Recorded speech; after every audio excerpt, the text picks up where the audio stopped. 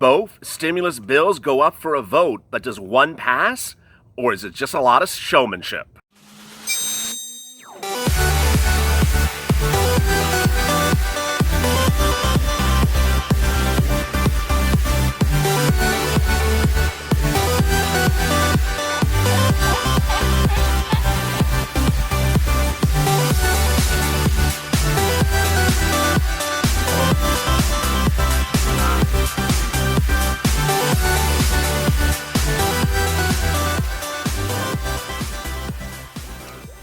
Hey, good afternoon. Welcome, and thanks for joining me for Afternoons with LALATE. Hope you're great and safe. This is our first of 4 videos on afternoons. Following after this, hazard pay, FPUC, and renter's assistance. Big news minutes ago as both, not one, but both, second stimulus check bills went for a vote. But was it a lot of showmanship or was it substance? In the end, it was a lot of showmanship. It appears that representatives want to have things appear as though they're progressing when they really aren't. Senator Ron Johnson, a Republican out of Wisconsin, said, you know what? I love the HEALS Act. Let's put it up for a vote. So he did. And no one voted for it. Then minutes ago, Chuck Schumer did the same for the HEROES Act, and he had the same result. What's going on? It appears that the negotiations about the check amount and the delivery times of the check are still of issue, but there seems to be very little progress, at least this afternoon, after progress yesterday. Let me recap. This channel is reporting that there seems to be movement on the Republican side to give dependents $1,200, a full $1,200, not a watered-down $500. And that the other parts of the second stimulus check seem to be agreed in principle. What's the recap? First, both sides agree that non-dependents would receive a $1,200 second stimulus check. Second, both sides would agree that the second stimulus check would arrive in the fastest manner possible, and especially in electronic means if that is what is on record with the IRS. So if you're on SSDI, SSI, or Social Security benefits and receive those by electronic means like direct express or debit card, you would be one of the first recipients. Third, there's indications that the funds will be received in early to mid-August, which is great news, much faster than ever believed before. But then there's everything else. Steve Mnuchin yesterday said that he thinks this bill is going to get passed on Friday. I don't think it's happening. Next, there's the amount of the dependents. The Republicans propose $500. The Democrats propose $1,200. Both sides propose an improvement from the CARES Act, which is all dependents, both adult dependents and child dependents, get a stimulus check. If you don't recall, under the CARES Act, the first stimulus package, adult dependents, which is over 17 years of age, were not eligible for a check. So a lot of viewers who are on SSDI, SSI, Social Security benefits are adults, but are adult dependents on someone else's tax return, did not get a first stimulus check because they weren't eligible for a first stimulus check. Both sides, thankfully, agree this time around they're not doing that. They're giving all dependents of all ages a second stimulus check. But the amount is where it's not an agreement yet. LA has been reporting that the Republicans are moving off of their proposal of $500 and moving towards $1,200. But the White House is really giving mixed messages, and that has been really the topic of the day on this channel, starting with Mornings with LALATE. Thanks for tuning in. I mean, the numbers are just off the wall.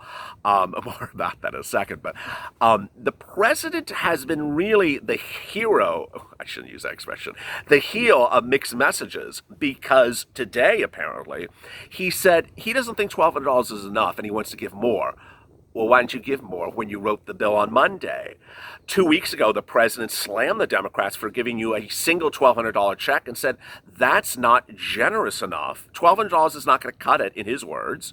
He wanted to give you a more generous amount, but he didn't. He gave you a less generous amount of $500. Mixed messages seems to be the core of the moment for the Republicans, who claim that they are doing more for American citizens for rent eviction moratoriums and yet didn't include it in their bill, that claim that there needs to be emergency actions to help people from being thrown out of their homes, but haven't written a bill about it, and have slammed Democrats for things that they haven't even done.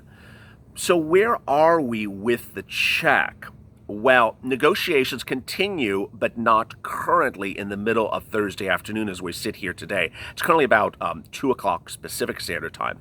Nancy Pelosi and Chuck Schumer are the Democratic negotiators, and the Republican negotiators are Steve Mnuchin, who's Treasury Secretary to Donald Trump, who also drafted the second stimulus package for the purposes of the Republicans, and Donald Trump's chief of staff, Mark Meadows.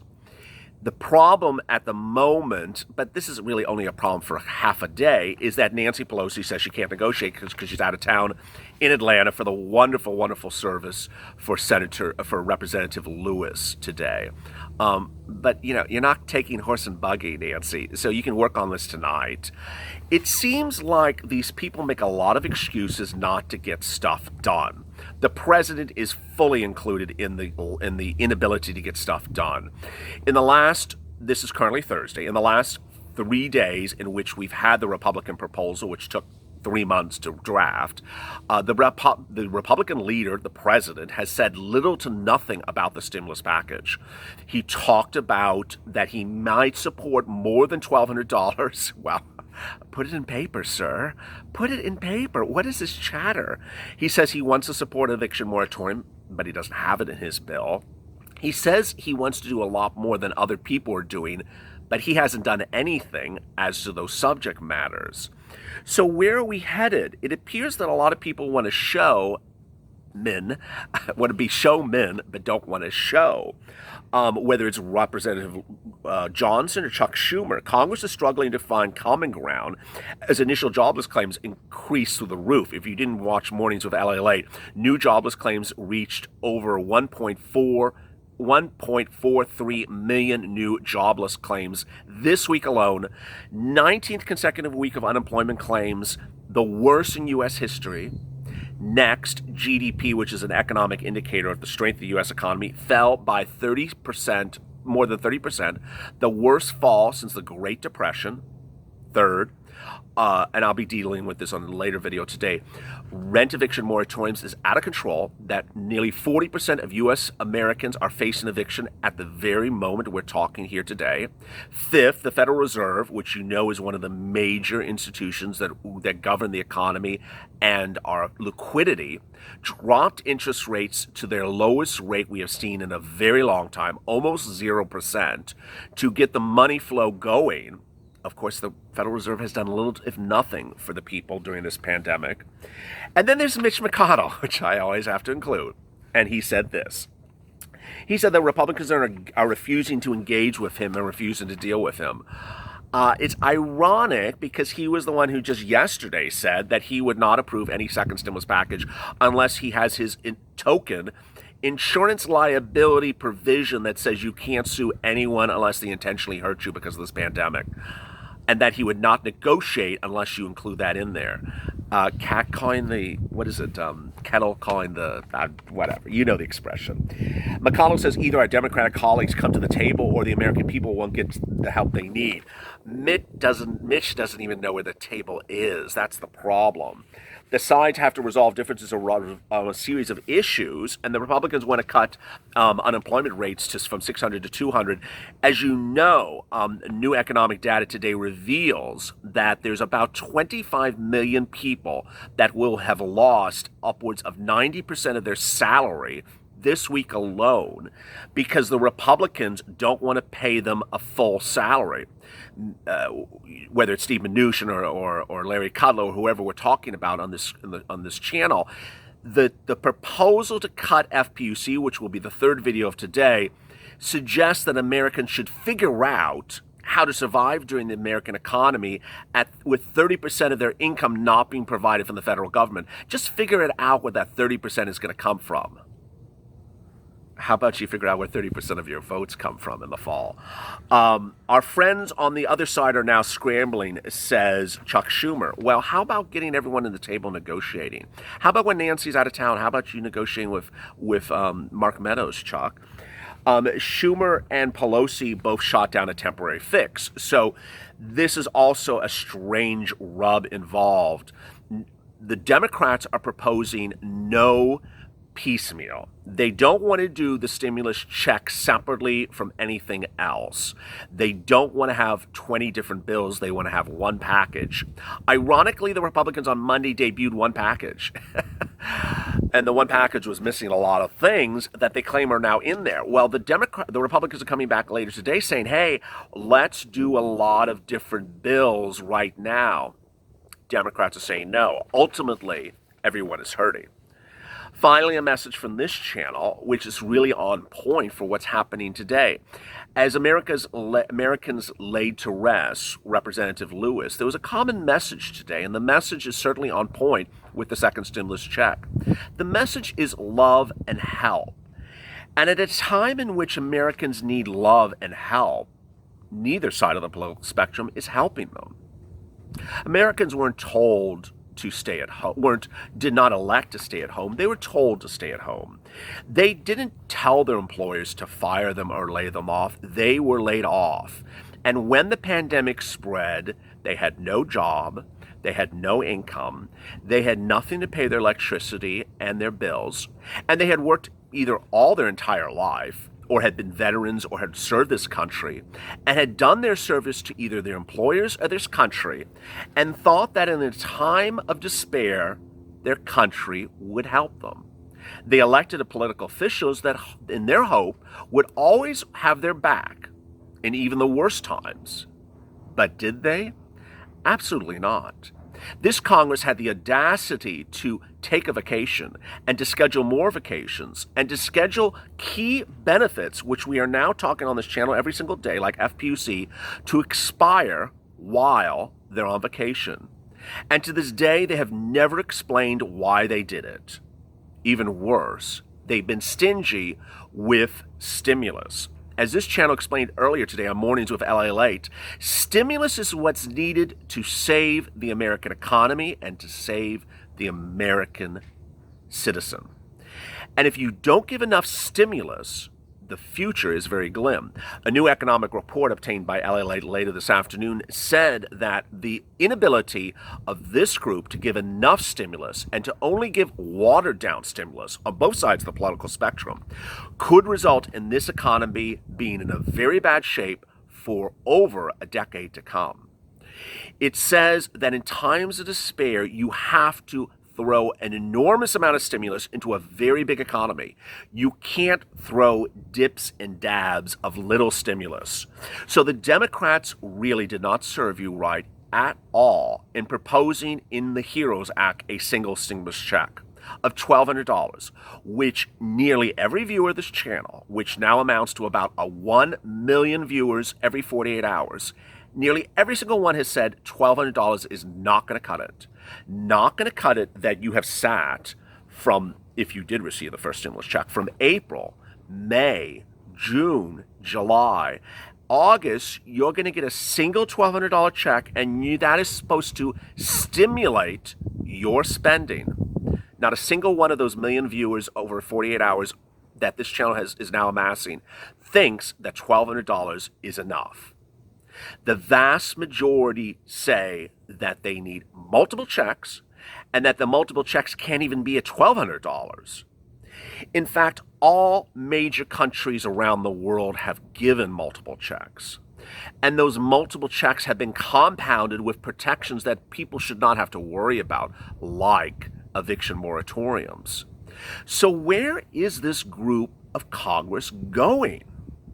On the Republican side, the Republicans have claimed that stimulus checks need to be generous, but haven't given you a generous check, claim that they want to give you maybe more than a $1,200 check only 3 days after they wrote a bill for a $1,200 check, and had the audacity to say if you're an adult dependent, which is 17 years of age or older, that you only need $500 to be stimulated.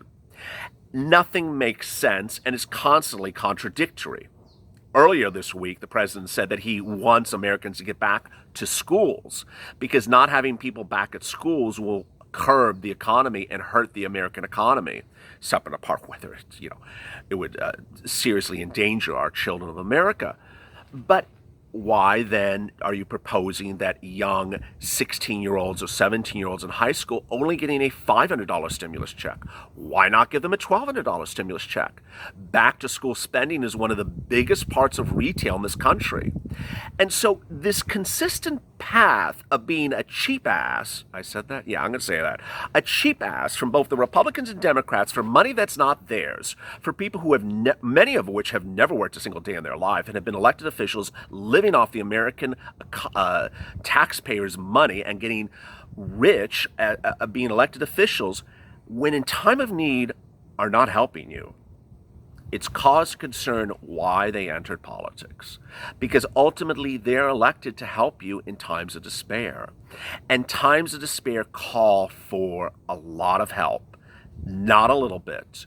So by calling people creating a welfare state or getting rich on the American economy, these constant disparagements of people that are struggling does not show love. It shows hate. It shows anger. Telling people that they should figure out where their 30% of their monthly salary should come from and that they should just live on 70%. Telling Americans that they can live 4 or 5 months on a $1,200 stimulus check, as Steve Mnuchin once said, when his shoes are more than $1,200. It's really quite troubling.